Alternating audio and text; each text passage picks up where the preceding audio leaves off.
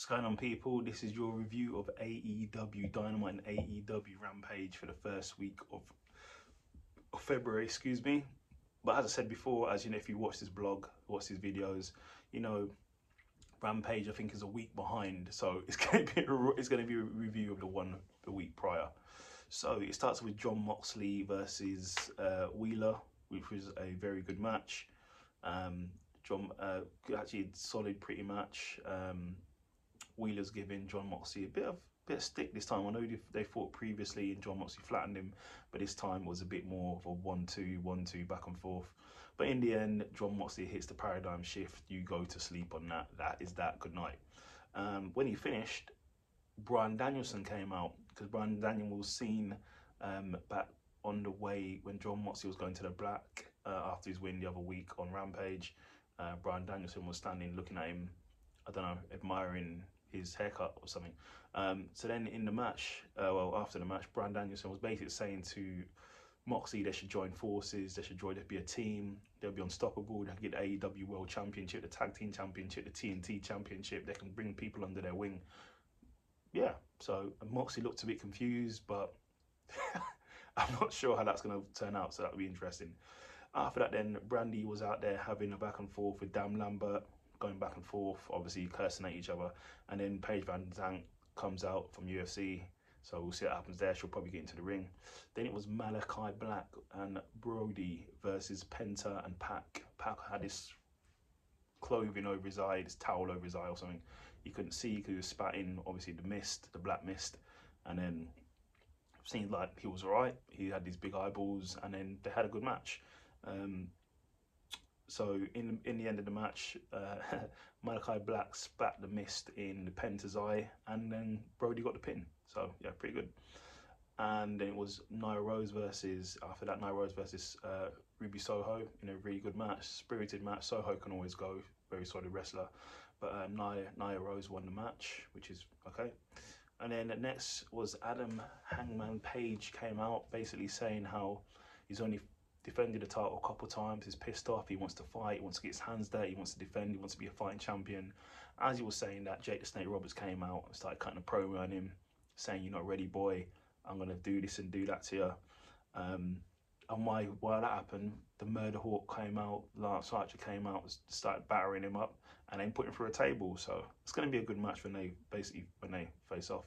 Then the next was Chris Jericho was there. He called out Santana and Ortiz backstage for not tagging him in the other week, and he says calling a massive meeting with a whole inner circle. I didn't know they were still in a circle. You hardly see them together anymore. The next week on Dynamite to iron and straighten things out. So it's probably best that they disband, really. But yeah, I think that inner circle's run its course now, I feel. Then the main event, shocker, CM Punk versus MJF. Now, this was actually a solid match. It was a good match. MJF is a really good wrestler, so they were going back and forth in the ring, counters, strikes, fighting in the crowd, you name it, it happened here. So it was actually a submission win by MJF. Firstly, he had a bit of his tape, he put it around CM Punk's, and that's the wind, CM Punk's neck, and he choked him out, so CM Punk actually lost and choked out. But then they restarted the match because obviously the tape was seen when MJF stood up by the ref, so the ref restarted the match, which then it was actually more countering, more back and forth. It was actually a very solid match. Go and watch it, if you haven't seen it, it's a really solid match. And then as the match progresses, Wardlow comes down the ropes, comes down the ring, and distracts CM Punk, which then leads to MJF pulling out his ring, and then he clouts CM Punk in the head and then gets the pin 1, 2, 3 in Chicago. That's shocking. But yeah, I'd watch it, shocking. Okay, then it was AEW Rampage, as I said, it's the week before. So you had Jon Moxley versus Anthony Bowens. Bowens was a good match. Obviously, Acclaim come out to the raps. Their raps are really good that they do. I'll give them their props on that.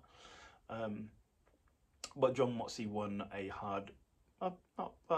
mediumly fought battle, paradigm shift. Jon Moxley's on a roll, killing it.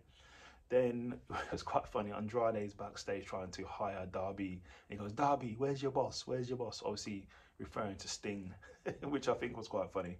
But Darby says, no, Sting's not my boss, and I'm not going to sign with you, so bye. Then we had FTR versus Lee Johnson and Brock Anderson, which was a very good match, very solid match. But FTR won by a spike power driver. FTR are a brilliant team right now. They're doing very well within the AEW tag team division. They'll probably be champions again doing very well.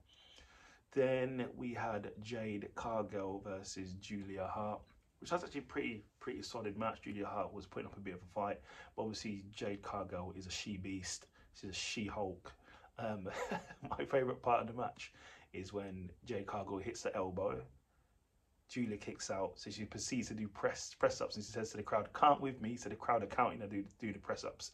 Then she stops and does some stomach crunches, and then nips up. Awesome. She's really impressing me. I think Jade Cargill's awesome. She's someone to be reckoned with. I can see her potentially becoming the TNT champion. You never know. Then the main event was Team Jungle. You know, I call it Team Jungle versus Private Party. A very good match, back and forth. Private Party are always good, always high flyers, always have good matches, and I'm very impressed with the Private Party. I just think they need to, step it up and get the title sooner or later. But Team Jungle got the win, got the 1-2-3. It was a really good move. It was a spinning bomb, so the Saurus flung one of the dudes, they span, and then Jungle Boy gave him a power bomb. It was actually a sick move. If you haven't seen it, go and watch it. But then after the match, the Gun Club came down and beat the hell out of them. So they obviously want their tag team title shot, which they should just give it to them, get it over and done with. But that's AEW in about 7 minutes. Definitely go and watch it. AEW killing it. They're awesome. So go and watch both of them. But I just told you literally the results of what's happening. But like and subscribe, leave a comment. You can follow me on Instagram below. And yeah, take care of yourselves. It is very windy out here, I tell you.